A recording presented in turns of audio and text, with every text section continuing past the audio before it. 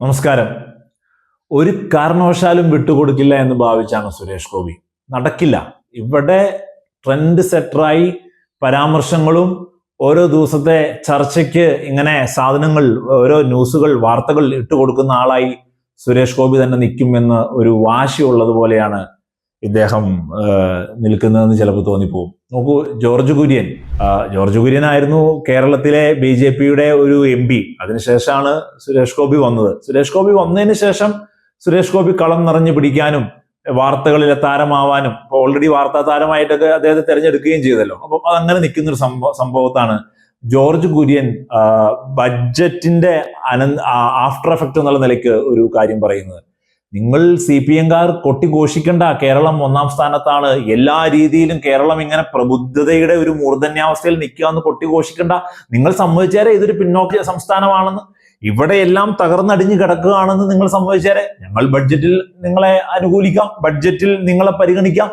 ഇത് mister George Kurian പറഞ്ഞു വെച്ച് അതിന്റെ വാർത്തകൾ ഇങ്ങനെ നടക്കുന്നു. നമ്മുടെ മിസ്റ്റർ ന്യായീകരണം മുരളീധരൻ ഉണ്ടല്ലോ, B. മുരളീധരൻ, അദ്ദേഹം പണ്ട് പെട്രോൾ വില കൂടിയപ്പോൾ പെട്രോൾ വില കൂടിയതെന്ന് പറയുന്നത് ക്രൂഡ് ഓയിലിന്റെ വിലയുമായി ബന്ധപ്പെട്ടുള്ള ഒരു സംഭവമാണ്. അതറിയാലോ, ആ ട്രോളും കാര്യങ്ങളൊക്കെ വളരെ ട്രെൻഡ് സെറ്ററായിട്ട് പോയിക്കൊണ്ടിരുന്ന അദ്ദേഹം ഇന്നും ന്യായീകരണമായിട്ട് വന്നിട്ടുണ്ടായിരുന്നു.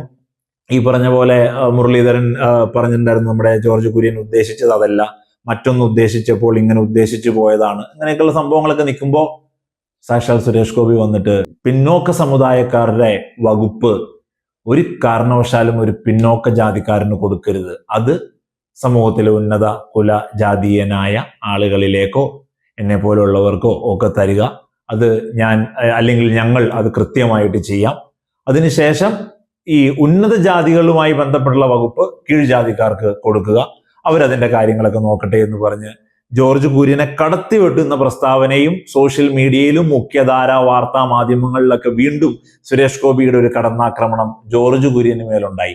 അല്ലാതെ ഈ കേരള സമൂഹത്തിൽ ഈ വാർത്തകളൊന്നും നമ്മൾ കഴിഞ്ഞ ദിവസത്തെ നമ്മുടെ ഒരു ന്യൂസിൽ പറഞ്ഞ പോലെ തന്നെ ഈ തെക്ക്, പ്രത്യേകിച്ച് കേരളത്തിലൊന്നും ഇതിനൊരു വലിയ ഇമ്പാക്റ്റ് ഉണ്ടാക്കാനായിട്ട് പോകുന്നില്ല. ഇമ്പാക്റ്റ് എന്ന് പറയുന്നത് ഇവര് തന്നെ ഉള്ളിൽ BJPയുടെ ഒരാൾ ഒരു പ്രസ്താവന നടത്തുന്നു, അതിനെ വലിയ രീതിയിൽ ട്രോളുകൾ, അതിനെ വലിയ രീതിയിൽ ഈ പറയുന്ന ഒരു ഹാസ്യപരമായ രീതികളിലേക്കൊക്കെ കാര്യങ്ങൾ പോകുന്നു.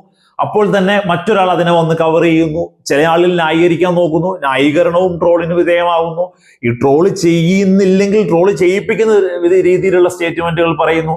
അങ്ങനെ സുരേഷ് ഗോപി ഈ 2 ദിവസമായി ആഫ്റ്റർ ബഡ്ജറ്റിൽ നടക്കുന്ന ന്യൂസിൽ സുരേഷ് ഗോപി വിജയിച്ചതായിട്ട് പ്രഖ്യാപിക്കുന്നു. കാരണം അദ്ദേഹം അതിനുശേഷം അത് പിൻവലിച്ചെങ്കിലും സംഭവം ഉഷാറായി, അടിപൊളി സംഭവം തന്നെയായിരുന്നു. കാരണം ഉന്നത കുലജാതീയർ മതി ഇനി ഈ പറയുന്ന കീഴ്ജാതിക്കാരുടെ അല്ലെങ്കിൽ പിന്നോക്ക വിഭാഗക്കാരുടെ കാര്യങ്ങൾ നോക്കാൻ എന്നൊക്കെ പറഞ്ഞിട്ട്.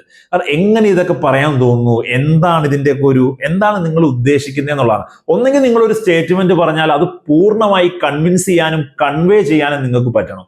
അല്ലെങ്കിൽ അത് എങ്ങനെയാണ് ഇത് ആളുകളിലേക്ക് എത്തുക എന്ന് നോക്കിയിട്ടെങ്കിലും പറയണം. ഇതൊന്നുമല്ലെങ്കിൽ BJPയുടെ നിലവിൽ കേരളത്തിലെ ഒരു അവസ്ഥ നോക്കി BJPക്ക് പോസിറ്റീവായിട്ടുള്ള രീതിയിലുള്ള കാര്യങ്ങളിലേക്ക് നിങ്ങൾ കൊണ്ടുവരണം. ഇതൊന്നുമല്ലാതെ വെറുതെ ഇങ്ങനെ ട്രോളിന് പാത്രമാവാനും ഈ ട്രോളിൽ ഞാനാണ് മികച്ചവൻ എന്നുള്ള ഒരു ഇന്റേണൽ കോമ്പറ്റീഷന് വേണ്ടി നിങ്ങൾ നിന്നു കൊടുക്കുന്ന രീതിയിലാണ് കാര്യങ്ങളെല്ലാം പോയിക്കൊണ്ടിരിക്കുന്നത്.